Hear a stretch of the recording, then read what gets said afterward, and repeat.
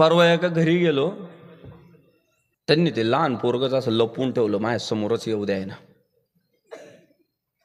माझ्या समोरच येऊ द्याय ना, त्याला दाबून ठेवला घरात. आणि ते आतून दरवाजा वाजवायचं, मला बाहेर काढा. मी म्हटलं काय झालं, का बरं त्याला येऊ द्याय ना? तो माणूस मला म्हटलं महाराज जाऊ द्या नका, तुम्हाला नाही सांगून उपयोग. अरे म्हटलं झालं काय? काय नाही महाराज, त्याला बंदच ठेवावं लागणार आहे, त्याला तुमच्या समोर आणून चालणार नाही. म्हटलं का? महाराज त्याच्या समोर कुणी आलं ना ते डायरेक्ट माकड तोंड्या म्हणते,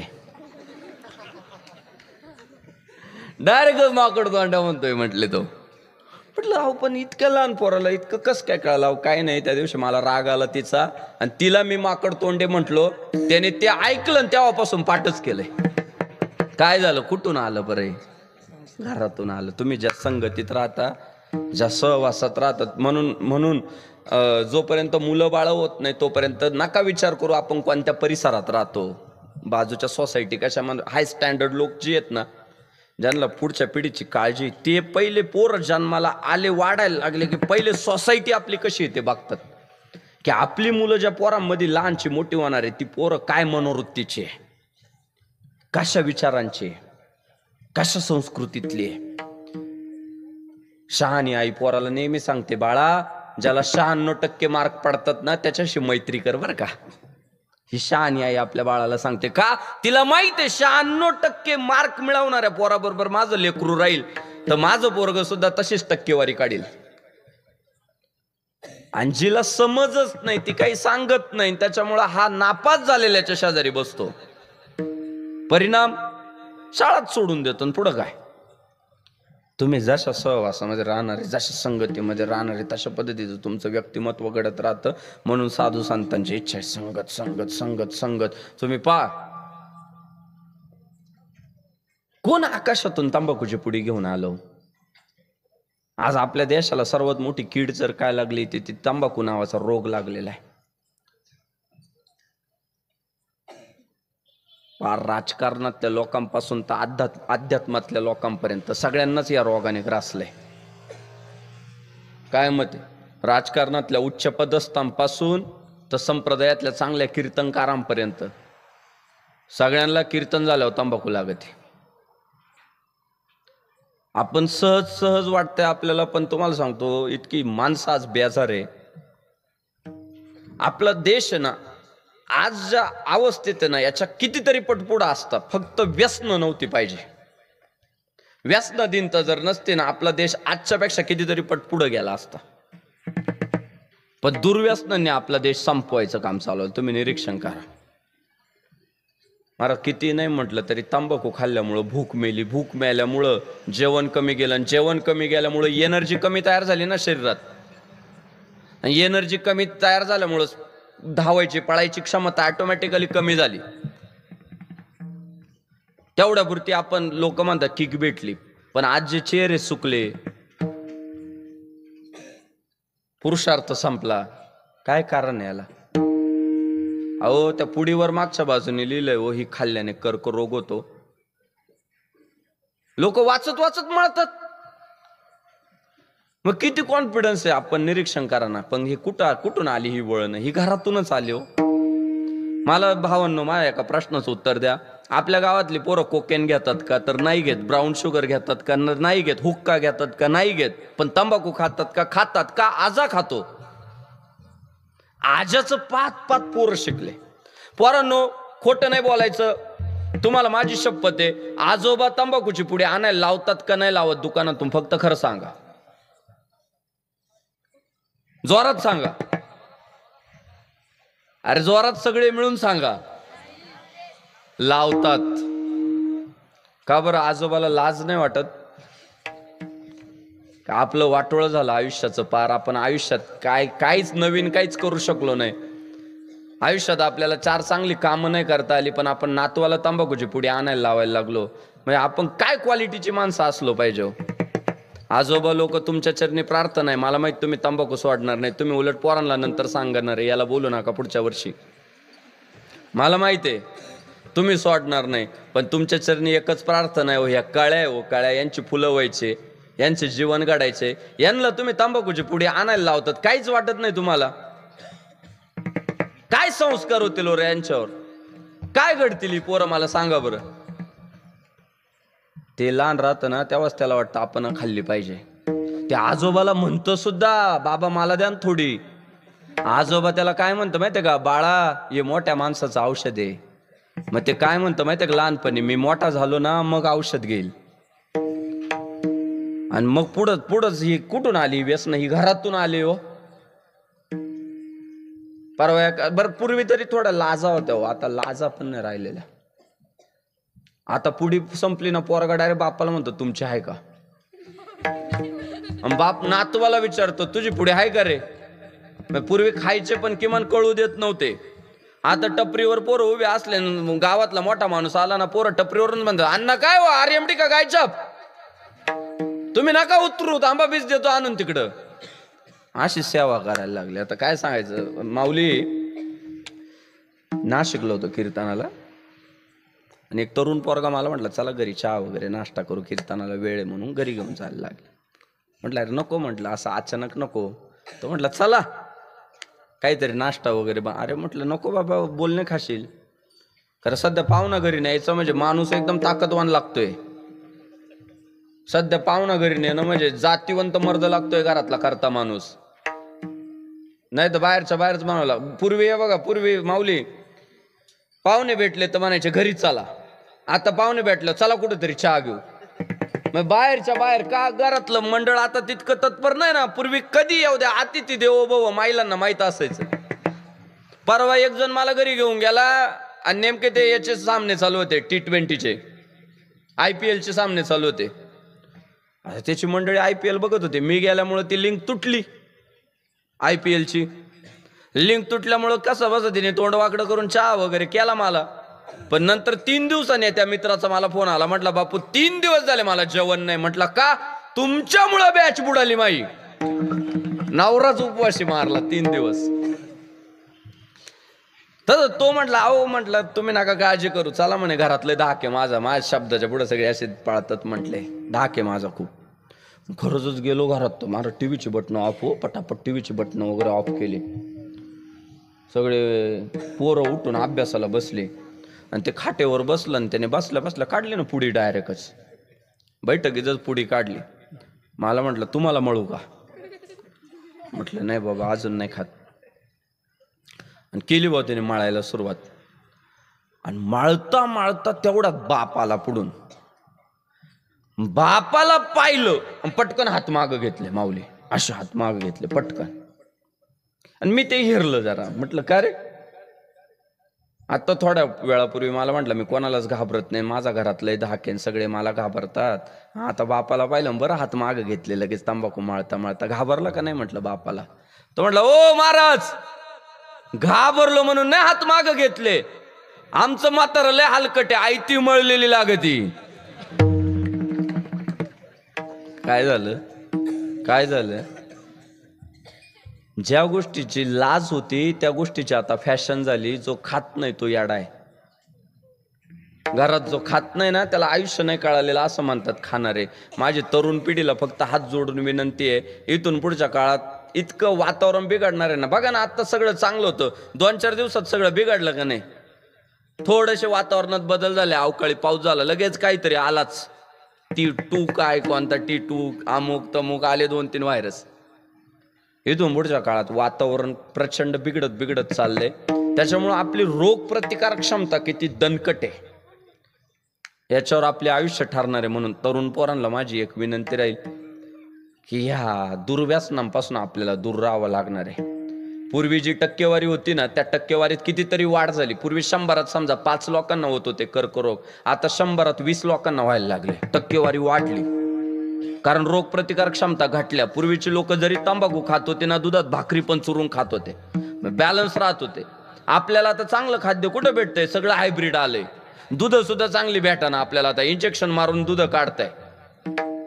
त्याच्यामुळे आपल्या पिढीला ना दुर्व्यसनांपासून दूर राहावंच लागणार आहे. शपथच घ्यावं लागेल. बाबांच्या पुढं उभं राहून शपथ घ्यावं लागणार आहे. बियर पिणाऱ्या पोरांना, तंबाखू खाणाऱ्या पोरांना, सिगारेट वाढणाऱ्या पोरांना, बिड्या वाढणाऱ्या पोरांना, गुटखे खाणाऱ्या पोरांना बाबांच्या पुढं उभं राहावं लागेल. आणि बाबा, या 9व्या सप्ताहाच्या वर्षी मी शपथ घेतो की पुढच्या पुण्यतिथीपर्यंत कोणत्याच दुर्व्यसनाला हात लावणार नाही.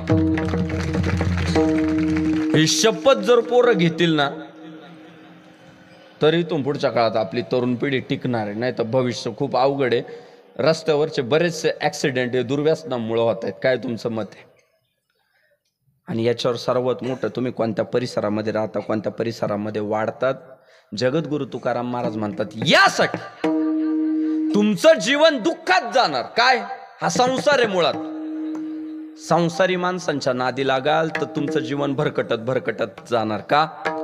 दुःख बांधवडी आहे हा संसार, सुखाचा विचार नाही कोठे, सुखाचा विचार नाही कोठे.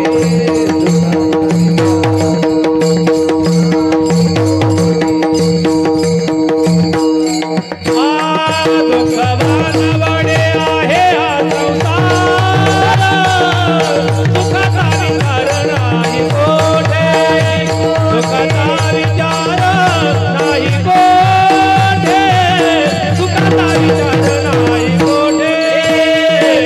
बांधवडी आहे हा संसार, सुखाचा विचार नाही कोठे, सुखाचा विचार नाही कोठे, सुखाचा विचार नाही कोठे. संसाराची रीत अशी, एखादा बुडायला लागला ना त्याला वर काढायचं नाही बघणार, आणि जो वर काढायचं बघतोय समजायचं तो संसारी नाही, तो पारमार्थिकच आहे. संसारी माणूस एखादा बुडायला लागला तर त्याला वर काढायचं नाही बघणार. किती टक्क्याने घेतो? बाकीच्यांना 3%. तू अडचणीत आहे ना, मग 5% घे. बघा, अडचणीतल्या माणसाला टक्केवारी जास्त आहे मार्केटमध्ये. जो अडचणीत नाही ना त्याला 2% पैसे. काय तुमचं व्यवस्थित सगळं 2%. जो अडचणीत आहे, लई गरज आहे हो, 10%. लई गरज आहे म्हणजे संसारात बुडवण्याचा प्रयत्न केला जातो, काढण्याचा प्रयत्न. आणि काढण्याचा प्रयत्न करत असेल कोण तर समजायचं हा संसारी नाहीच आहे, हा पारमार्थिकच आहे. संसारी माणूस स्पर्धक वाढवत नाही, स्पर्धक संपवत असतो. आणि परमार्थातल्या माणूस स्पर्धा करत नाही, तो परोपकार करत असतो. हा फरक आहे. संसारातल्या माणसं एक स्पर्धक कसा कमी होईल, गावातला एक कमी होत गेला पाहिजे, मी राहिलो पाहिजे, ही संसारी माणसाची इच्छा. आणि पारमार्थिक माणसाची जे जे भेटेल भूत ते मानी जय भगवंत, या भावनेने तो प्रेरित असतो. त्याला दिसणारी माणसं भगवंत दिसतात, त्यामुळे तो सेवा करतो.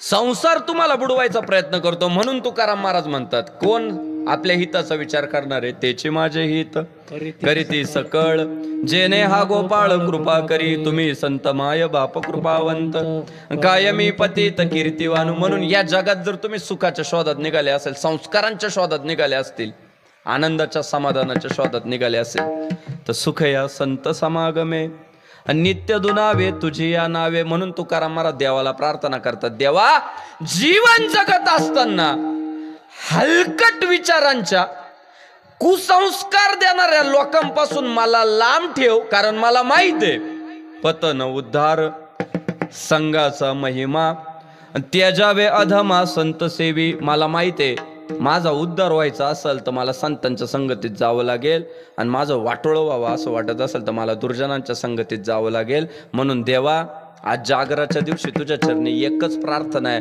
आयुष्यात हलकट लोकांची संगती देऊ नको, द्यायचीच असेल वैष्णवा संगती, वैष्णवा संगती, वैष्णवा संगती, सुख वाटे जीवा, वैष्णवा संगती, वैष्णवा संगती, वैष्णवा संगती, सुख वाटे जीवा, वैष्णवा संगती, वैष्णवा संगती, वैष्णवा संगती.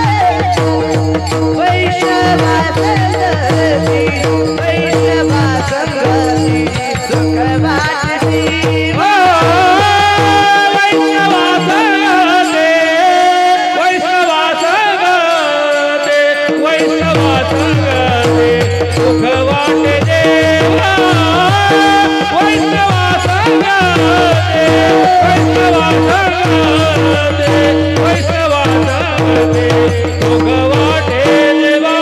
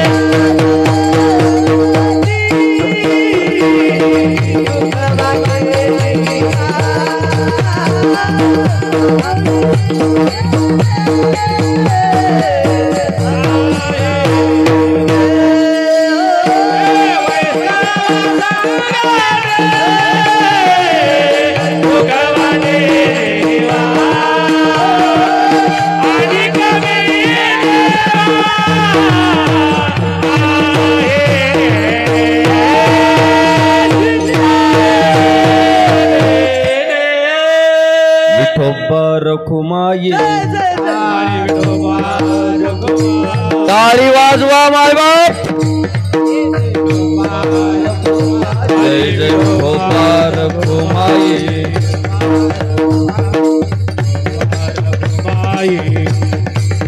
अरे विठोबा रखुमाई विठोबा रखुमाई विठोबा रखुमाई विठोबा रखुमाई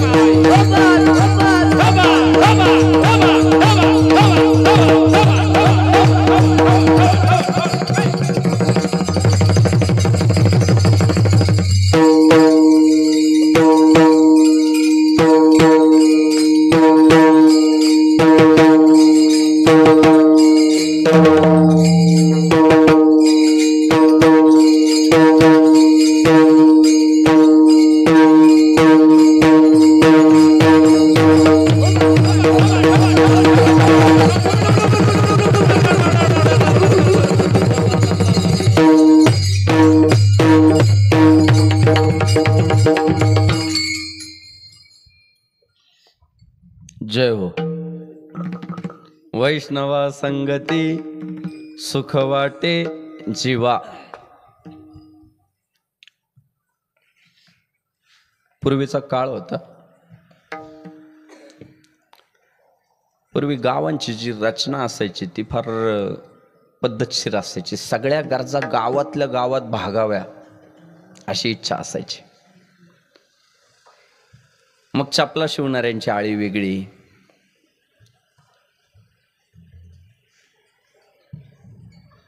पूजापाठ करणाऱ्यांची आळी वेगळी, गाडगी मडकी चुली घडवणाऱ्यांची आळी वेगळी. एक साधू महाराज एका कुंभारांच्या आळीतून चालले होते. आता कुंभाराच्या आळीत काय दिसणार? हेच चुली मडकी गाडगी बोळकी. ते साधू महाराज चालले होते. जात असताना साधू महाराजांना एका कुंभाराच्या अंगणामध्ये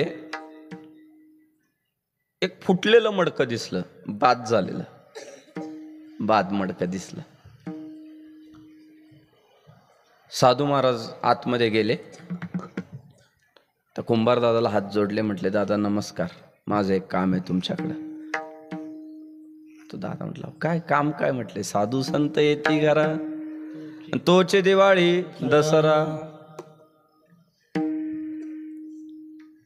तुम्ही आले हेच आमचं भाग्य आहे. सांगा म्हटले काय सेवा करायची. सेवा काही नाही, तुझ्या अंगणात जे ते फुटलेलं मडकं दिलंय पडलेलं आहे ना, ते मडकं मला पाहिजे. ते कुंभार डायरेक्ट 2 पावलं मागं सरकलो. महाराज इज्जत घालवता का काय म्हटले गावात. अगोदरच ते ज्ञानेश्वर महाराजांना आमच्या लोकांनी खापर नाही दिलं, त्याचं खापर अजून लोक आमच्या डोक्यावर फोडताय. तसं काय करू नका. हे रास पडली तर आतमध्ये पाहिजे तेवढे मडके, तुम्हाला जे पाहिजे ते घेऊन जा. साधू महाराज म्हटले नाही, हट्टी होते, मला तेच मडकं पाहिजे, बाद झालेलंच पाहिजे, फुटलेलंच पाहिजे. नाईलाज झाला कुंभार दादाचा. तो म्हटला महाराज घेऊन जा. काय त्याचं मोल, आता काय फुटलेलंच होतं, मातीत मिसळणार होतं, घेऊन जा म्हटले महाराज. साधू महाराजांनी ते मडकं घेतलं आणि लांब गावाच्या बाहेर शिव मंदिर होतं. सगळी देवळं गावात असतात, पण शंकराचं मंदिर गावाच्या बाहेरच आहे. तुम्ही गावांचं निरीक्षण करा जुन्या. मला एकाने विचारलं का शंकराचं मंदिर गावाच्या बाहेर असतं, स्मशानाच्या जवळपास का असतं. तर म्हटलं आमचे शंकर महाराज भोळे, कदाचित त्यांना असं वाटलं असेल गावातल्यांपेक्षा स्मशानातली बरी, म्हणून ते तिकडे गेले असते. येण्याची क्षेत्राभिमाने राज्य तेजिले ईशाने, आणि गुंती जाणोनी स्मशाने वासू केला. भगवान शंकर स्मशानात मंदिर, छान देऊळ होतं. हे साधू महाराज ते मडकं घेऊन ते शंकराच्या मंदिरामध्ये गेले. त्या मडक्याला एक दोरी बांधली. त्या शंकराच्या पिंडीच्या वरती जे अडकवायला खुंटी होती, त्या खुंटीला ती दोरी बांधली. ते जे बाद झालेलं मडकं होतं ते त्या दोरीला बांधलं पिंडीच्या बरोबर वरती. बाहेर गेले, नदीतनं एक बादलीभर पाणी घेतलं आणि त्या मडक्यात ओतलं. आता ते फुटलेलं होतं, त्याच्यामुळे टप टप टप टप पाणी पिंडीवर पडायला सुरुवात झाली. बाद झालेलं होतं, छिद्र पडलेलं होतं, त्याला टप टप टप टप पडायला लागला. बघा बर का, उद्या जे माती मोल होणार होतं, 0 कवडी मोल ज्याची किंमत झाली होती, काय त्याला व्हॅल्यू नव्हती राहिली, माती इतकी त्याची व्हॅल्यू झाली होती. त्या फुटलेल्या मडक्याचा थाट इतका वाढला. दुसऱ्या दिवशी गावातली लोक मंदिरात शंकराच्या पिंडीच्या दर्शनाला आले. पिंडीचं दर्शन घेतलं आणि ते जे फुटलेलं मडकं होतं त्याच्यावरही डोकं टेकवायला लागले. का? ते आता देवाचा अभिषेक पात्र झालं. ते फुटलेल्या मडक्याला लोक डोकं टेकवायला लागले. मला तुम्हाला त्या मडक्याची गोष्ट नाही सांगायची. समाजात अशी कितीतरी मडके आहे सध्या 2023 मध्ये, की जी मडके आता बाद झालेली आहे. ती ना संसाराच्या कामाची आहे, ना परमार्थाच्या कामाची आहे, ना राजकारणाच्या कामाची आहे. निरुपयोगी झाले. आता फक्त काळ त्यांची वाट पाहतोय की यांचा टायमिंग कधी संपणार आहे, आम्ही यांना उचलणार कधी. अशी फुटलेली मडके जर संतांच्या संगतीत गेले ना तर काय होईल माहितीये का? त्या फुटलेल्या मडक्यांची किंमत वाढेल, इतकी ताकद संतांची.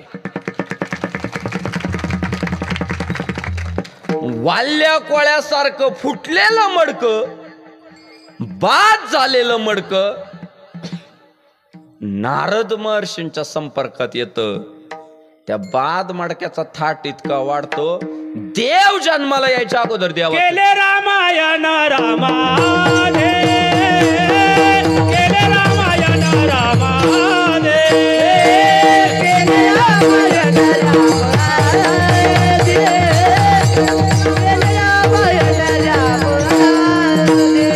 कोळ्याची कीर्ती वाढली गाणं, केले रामायण रामाने, केले रामायण रामाने, कोळ्याची कीर्ती वाढली गाणं, केले रामायण रामाने, केले रामायण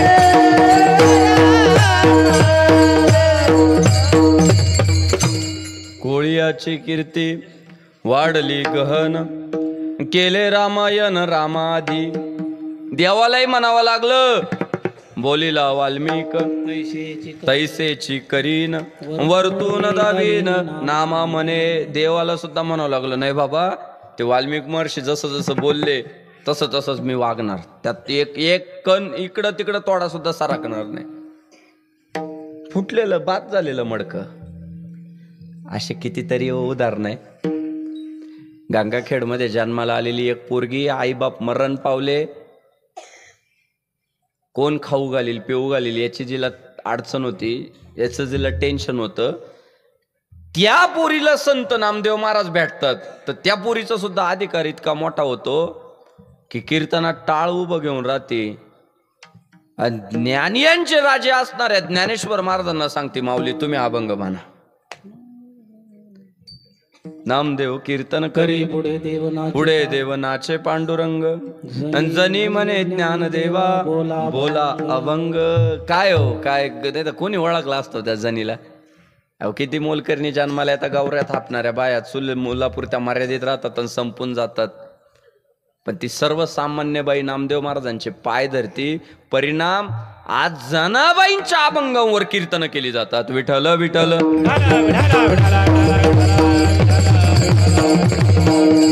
म्हणून तुकोबराय गोड बोलतात. वैष्णवा संगती सुख वाटे जीवा का संत चरण रज लागता सहज वासनेचे बीज जळून जाय मग राम नामे उपजे आवडी सुख घडो घडी वाढो लागे. मुळात काय झालंय माहितीये का मायबापांनो, तुमची आमची सुखाची व्याख्याच थोडी चुकलेली.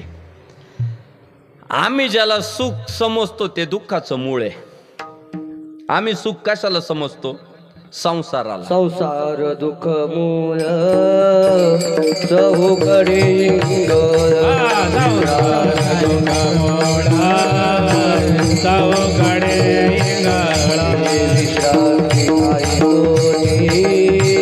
रात्र दिवस विश्रांती नाही गोठे रात्र दिवस तळमळ. विश्रांती नाही गोठे रात्र दिवस कवना विकरण जाऊ सृष्टी देईल निर्माण नर्मदा बुद्ध देवाचा देवा परमुपकारे आधारा दृष्टी देतो त्याचे नाव उच्चारे नर्मदा बुद्ध देवाचा अरे आधारा दृष्टी देतो त्याचे नाव उच्चारे. माऊलींनी 700 वर्षापूर्वीच सांगितलं की संसार हा कर्तव्य म्हणून करावा लागणार. त्याच्याकडून तुम्ही जर सुखाची अपेक्षा करत असाल तर तुम्ही भ्रमात आहे.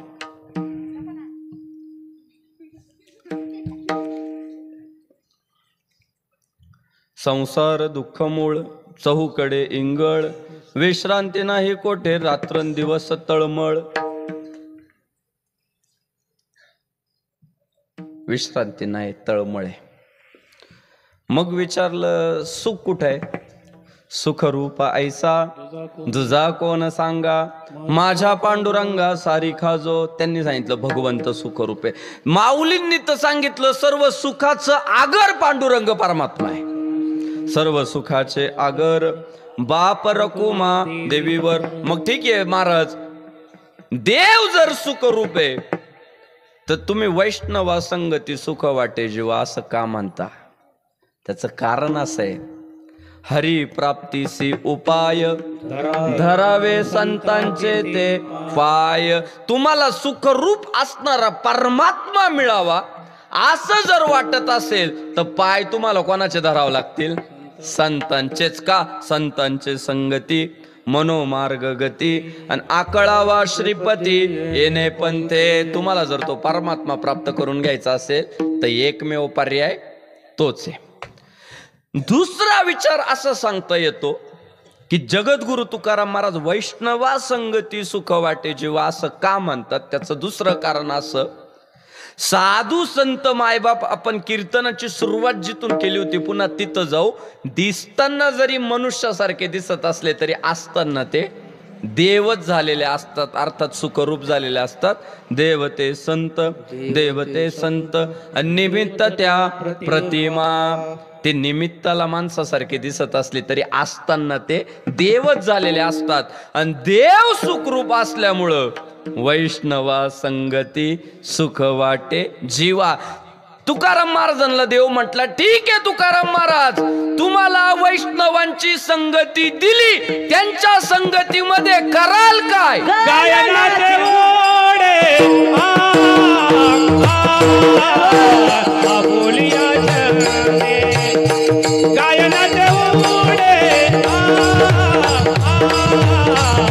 बोलिया चरणे, गायनाचे ओढे बोलिया चरणे,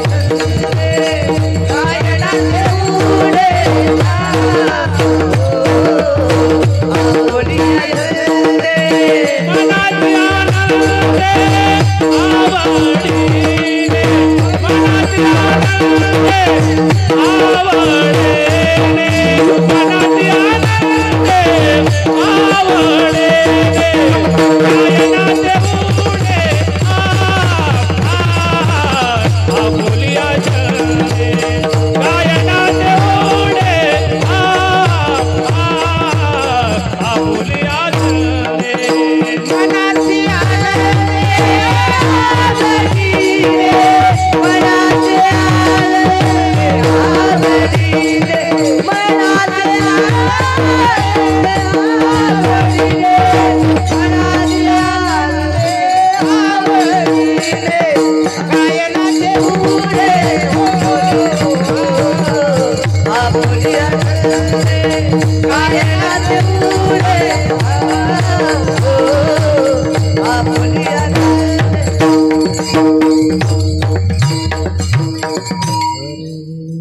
गायनाचे उडे आपुलिया छंदे, मनाच्या आनंदे आवडीने.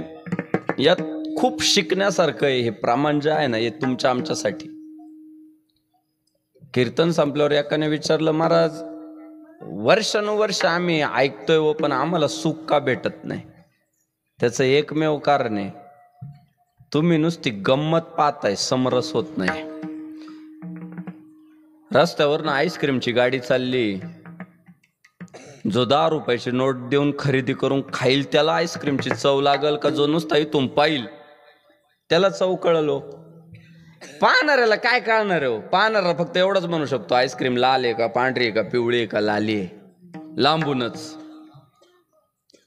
अर्थात तुम्हाला जर संतांच्या संगतीमध्ये भगवंताची प्राप्ती करायची असेल तर ते जे करताय ते तुम्हाला करावं लागणार आहे. वर्षानुवर्ष आपण कीर्तन ऐकतोय, टाळ घेऊन कधी उभं राहणार? गायनाचे उडे. काहींनी तर फक्त काय कामाचे माहितीये का? लांबून लांबून येणार, कुठंतरी कोपऱ्यात बसणार आणि फक्त 2 तास कीर्तनकाराचं कुठं चुकलं, गायक कुठं स्वरातून गेला, वादकाचा पखवाज स्वरात लागला होता का नव्हता लागला, पोरांचं साऊंड सिस्टीम बरोबर आहे का नाही, नियोजन व्यवस्थित आहे का नाही, काय खारट झालं, काय आळणी झालं, बस एवढंच. आणि दुसऱ्या दिवशी त्याला दिवसभर तेच काम. कालचं रंगलं नाही, कालचं कीर्तन नाही जमलं नाही कालचं.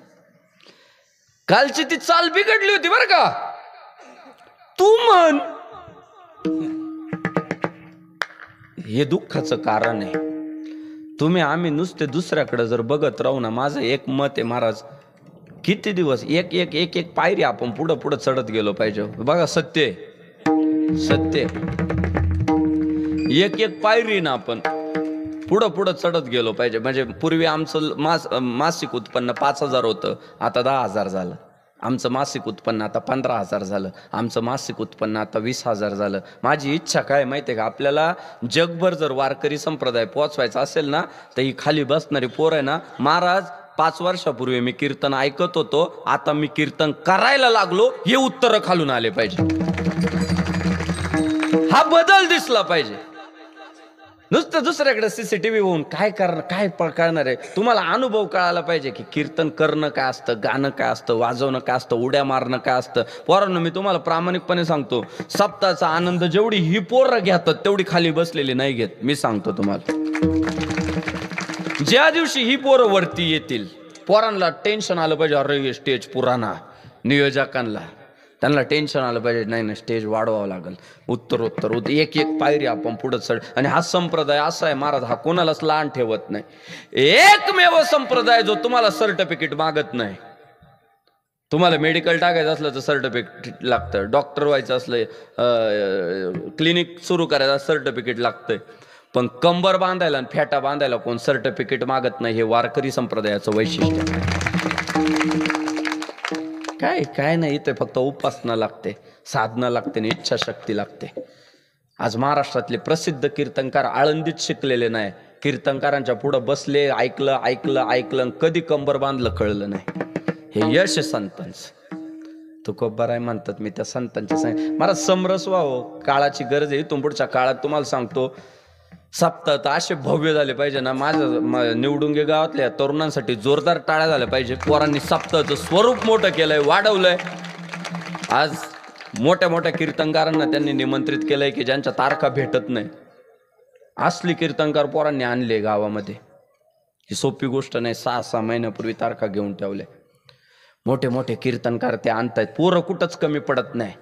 गावात एंट्री करताना भगवे झेंडे दिसायला सुरुवात होते. का भगवा मिरवायचा? सकाळ होते तेव्हाही भगवा असतो आणि सायंकाळ होते तेव्हाही भगवा असतो. मग मध्ये भगवाच मिरवला पाहिजे म्हणून भगवा पाहिजे सगळीकडे. भगवामय करून टाकलंय गाव पोरांनी. साऊंड सिस्टीम, मंडप व्यवस्था, जेवणाच्या व्यवस्था, कीर्तनकार, गायक, वादक, नियोजन मंडळाला द्यावे तेवढे धन्यवाद. तेवढे आता आमचं कर्तव्य काय माहितीये का? आम्ही जेव्हा मंडपात येतो तेव्हा पोरं आम्हाला म्हणतात, आता लोक कमी आहे, चालू होईपर्यंत पहा अख्खा मंडप भरल. म्हणजे महाराज त्या पोरांना असं वाटतं, बा महाराज नाराज नको व्हायला, बा इथं लोक नाही. तुमची जबाबदारी काय माहितीये? पोरं एवढे स्वतःचे प्रपंच ऐन तारुण्यातला काळ इथं घालवताय. तुमची जबाबदारी काय माहितीये का? 9ला मंडपात प्रत्येक जण हजर पाहिजे. 9ला. महाराज मेवणीच्या पोराचं लग्न आहे पण 8:30ला जाऊन बसतोय. लग्न 1:30 आहे, 1:30. 8:30 पासून तिथं पाहुण्यांचे तोंड पाहत बसतो. त्याला तिथं काही वाटत नाही. पण गावचा सप्ताह जाऊ चाल झाल्यावर, जाऊ 10:30 पर्यंत नाही. मायबाप तुमच्या आमच्या पण जबाबदार आहे. तुम्ही जर 9ला जेव्हा मंडप पूर्ण भरलेला असतो ना, तेव्हा आलेल्या कीर्तनकाराचा उत्साह वाढतो की नाही आज ताकदच लावायची बा. त्याचा उत्साह वाढतो. आणि खाली बसून समरस व्हा, एकत्रित या. अंतरावरची बसले ना, का अंतर ठेवून बसले? अहो हा सगळ्यांचं मिळून करायचं काम आहे. तुम्ही आम्ही खेळी मेळी गदारोळी आनंदे. तुम्हाला प्रामाणिकपणे सांगतो, कीर्तनकार कुणी असू द्या, त्याचं रोजचं कीर्तन वेगळं होतं. रोजचं कीर्तन वेगळं होतं. का वेगळं होतं माहितीये का? रोज वेगळं ठिकाण असतं म्हणून वेगळं होतं. सगळ्या ठिकाणी सारखं वातावरण भेटत नाही, सारखी परिस्थिती भेटत नाही, सारखे श्रोते भेटत नाही. तुम्हाला सांगतो, तुम्ही उत्साह वाढवा, संप्रदायाचा उत्साह वाढा, धावून घ्या. आपल्या धर्माचं काम आहे. महाराज मला मुस्लिम धर्माचं काही गोष्टींचं त्यांचं कौतुक करावंच लागेल. महाराज काही असू द्या, लहान पोरापासून म्हाताऱ्या माणसापर्यंत नमाजाला 365 दिवस. आज जागा पुरत नाही तर ते रस्त्यावर बसून नमाज पाडतात ना. आपल्या मंडपात जागा शिल्लक राहतात, पोरं रस्त्यावर जाऊन बसतात. ह्या आत्मपरीक्षणाच्या गोष्टी. आपली लोक आपल्याच लोकांना नावं ठेवणार. माझं मत आहे, कीर्तनकारांनी कीर्तनकारांना नावं ठेवू नये, वारकऱ्यांनी वारकऱ्याला नाव ठेवू नये, भजनाने भजनाला नाव ठेवू नये, वादकाने वादकाला नाव ठेवू नये. आपल्या सगळ्यांना मिळून हा संप्रदाय, विश्व संप्रदाय हे जगाला दाखवून देणं तुमचं आमचं सगळ्यांचं कर्तव्य. आणि त्यासाठी प्रेरित झालं पाहिजे. एकट्याचा खेळ नाही महाराजा, एकट्याचा नोहे खेळ म्हणून मेळ मिळविला. चला आज जागर आहे पुढच्या वर्षीसाठी. पुढच्या वर्षी चित्र वेगळं असेल. कीर्तन सुरू होण्याच्या अगोदर 5 मिनिटं मंडप भरलेला असेल. पोरं पुढच्या वर्षी अजून ताकदीचे कीर्तनकार इथं आणणार, अजून भारी भारी, ज्यांची नावं लौकिक झालंय, चॅनलवर सोशल मीडियावर जे प्रसिद्ध आहे अशी कीर्तनकार इथं पुढच्याही वर्षी येणार. बस तुमचा उत्साह फक्त तुम्ही दाखवून द्या. आज तर दाखवूनच दिलाय महाराज. बघा ना आता 11 वाजले पण अजून कोण जागा नाही सोडत. ते कोण ते दोघं आत्ताशी उठले, आत्ता उठले ते, अजून मंडपातून बाहेर कोण गेलं नाही, अजून नाही गेलं. फक्त ते बघ काळा डाग पाहिजे कुठेतरी म्हणून ती दोघं उठली. बस पाहिजे ना, काजळ येते असं समजा. पण शिस्त म्हणजे शिस्त. निवडुंगी गावामध्ये एक आदर्श पाहायला भेटला, येऊन समाधान वाटलं. आजचा दिवस सार्थ केला. तर अशा पद्धतीने संत श्रेष्ठ गोडबोले बाबांच्या पुण्यस्मरणाच्या निमित्तानं संपन्न होत असलेला अखंड हरिनाम सप्ताह, संत भारती महाराज संजीवनी गड यांच्या आशीर्वादाने हा सप्ताह संपन्न होतो. या पत्रिकेचं अजून एक वैशिष्ट्य सांगतो. उगीच पत्रिकेमध्ये नावांची गर्दी नाही. हल्ली असं झालंय पत्रिकांमध्ये इतके नावं, गेलेल्यांची पण आणि राहिलेल्यांची पण. ते नावं घेऊच बेजार. पण मस्त मोकळी पत्रिका. कुणाचा पोर तुमचे गावातले, तुमची संपत्ती, तुमच्या सगळ्यांचं कौतुक केलं पाहिजे. तुम्ही चांगली पिढी पुढे निर्माण केली. माऊली पोरांना म्हटलं कोणाचे नावं घ्यायचे असतील ते लिहून द्या बाबा, मला माहित नाही राहत. काय सांगितलं माहितीये? आम्ही नावासाठी कार्यक्रम करत नाही, गावासाठी कार्यक्रम करतो. आणि तरुण माझ्या बांधवांनो, तुम्ही जेव्हा गावासाठी कार्यक्रम करताना तेव्हा हे गाव तुम्हाला डोक्यावर घेऊनच आयुष्यभर नाचणार. या पोरांचा उत्साह वाढवा, यांना शाबासकी द्या, यांचं कौतुक करा. वर्गणी तर तुम्ही भरभरून देतायच. पोरांनी सांगितलं महाराज काहीच कमी नाही, सगळ्या बाजूंनी परिपूर्ण आहे. आज जागराचा दिवस आहे. जागराच्या दिवशी वारकरी संप्रदायाच्या अलिखित नियमाप्रमाणे परमात्म्याला काहीतरी मागितलं पाहिजे. देवाला मागण्याचा आजचा दिवस असतो. 8 दिवस सप्ताह सुरू आहे. काही नाही मा बापांनो, देवाला फक्त हात जोडून एवढंच मागायचं, देवा संगतीत संतांच्या ठेव, सुखाची कमीच नाही. जेव्हा जेव्हा माणूस संतांच्या संगतीपासून दूर जातो, तो कितीही मोठा असू द्या त्याचं वाटोळच होतं. उदाहरणार्थ रावण बिभीषण महाराजांपासून लांब गेला, हनुमंतरायांपासून लांब गेला, अंगद महाराजांपासून लांब गेला. परिणाम रावणा इतका श्रीमंत आणि कोट्याधीश दुसरा कोण नव्हता, पण रावण संपला, संतांपासून लांब गेला. आणि जो जो माणूस संतांच्या जवळ गेला, बिभीषणाने मारुतीरायांसोबत मैत्री केली, परिणाम लंकेचा अधिपती बिभीषण झाला. बस देवाला एकच प्रार्थना करायची, देवा आमच्या मडीच्या कानिपनाथ महाराजांचा आणि गावच्या संत गोडबोले बाबांचा आयुष्यात कधी विसर पडू देऊ नको. त्यांच्या चरणांपासून कधी विनमुख होऊ देऊ नको. आणि गावची मान खाली जाईल अशी कृती कधी आमच्याकडून घडू देऊ नको. एवढं देवाच्या चरणी मागायचं आणि बाबांच्या चरणी आम्हाला आयुष्यभरासाठी ठेव, एवढी प्रार्थना करायची. मग तुकोबारायांना विचारलं, ठीक आहे तुम्ही गाणार, नाचणार, उड्या मारणार संतांच्या संगतीमध्ये, मग तुम्हाला सुख भेटणार, पण ओ संसाराचं काय? तुकाराम महाराज म्हणतात, देवा आता तू तुझ्या ताकदीने आमचा सांभाळ करायचा. तुका म्हणे आता पुण्यासायासे, तुका म्हणे